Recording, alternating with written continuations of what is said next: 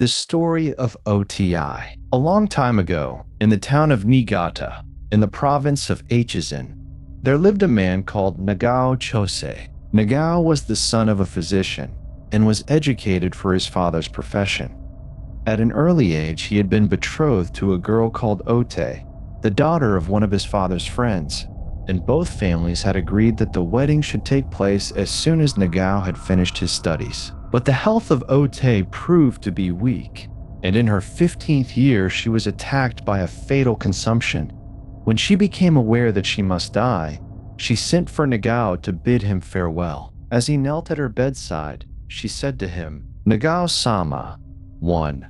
My betrothed, we were promised to each other from the time of our childhood, and we were to have been married at the end of this year.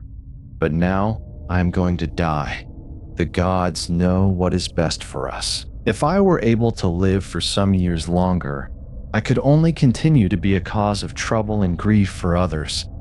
With this frail body, I could not be a good wife, and therefore, even to wish to live for your sake would be a very selfish wish. I am quite resigned to die, and I want you to promise that you will not grieve.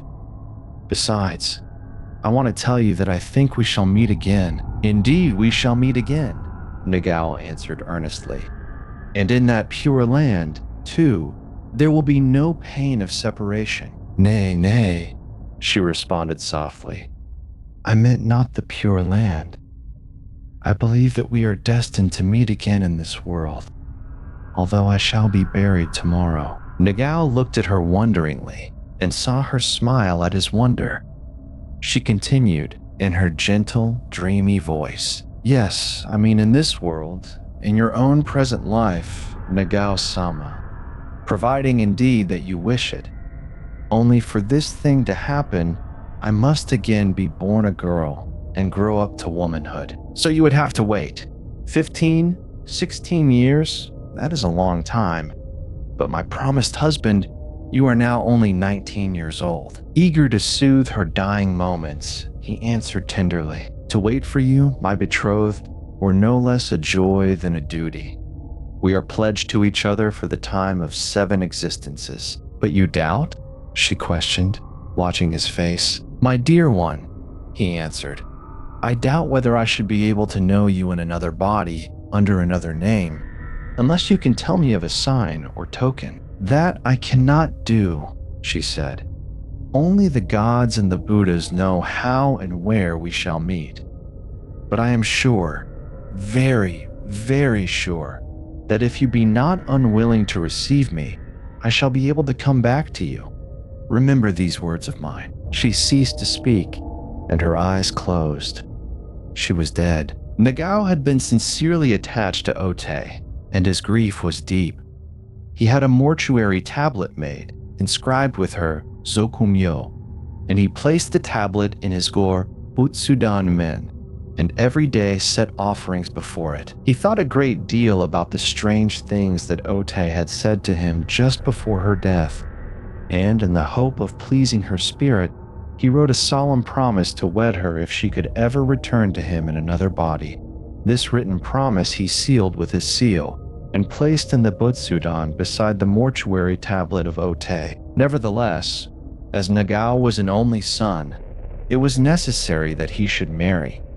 He soon found himself obliged to yield to the wishes of his family and to accept a wife of his father's choosing. After his marriage, he continued to set offerings before the tablet of O-Tei, and he never failed to remember her with affection. But by degrees, her image became dim in his memory, like a dream that is hard to recall. And the years went by. During those years, many misfortunes came upon him.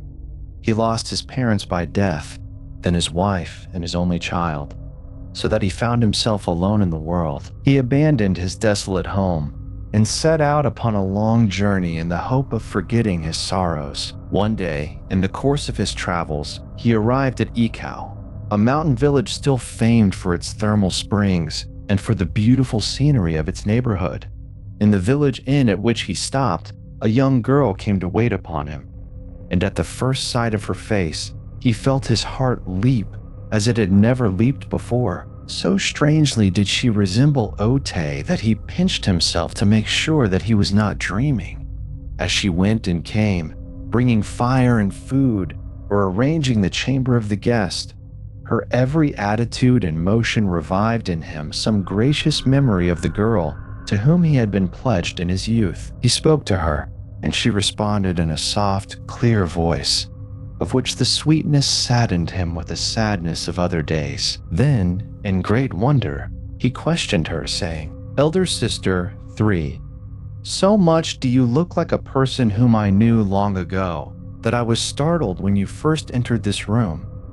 Pardon me, therefore, for asking what is your native place and what is your name?" Immediately, and in the unforgotten voice of the dead, she thus made answer, "My name is O-Tei, and you are Nagao Chosei of Ichigo, my promised husband.